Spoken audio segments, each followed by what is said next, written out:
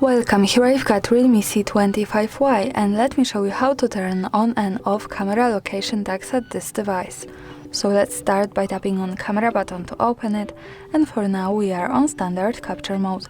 From here let's go to right corner button to open camera settings, and now we can find save location option, so it allows us to save the information about the place where we take a picture in the details about it. By using the button from the right we can easily turn it off and turn it on as we need, and here also the important thing is that to make it work correctly, when we want to save actual location of our photo, we have to be connected with the internet, for example with Wi-Fi or mobile data, and we have to also turn on the location of this device.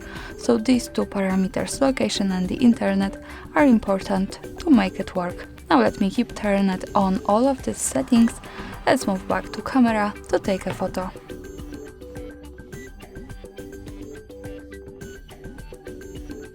To see it, let's go to left to the button that follows us straight to the gallery, and this is my picture. To check its location, we have to simply slide a little bit down, and as you can see here we get access to more details with map and the full address, so greetings from Kraków, Poland. And that's all, thanks for watching, subscribe our channel and leave the thumbs up.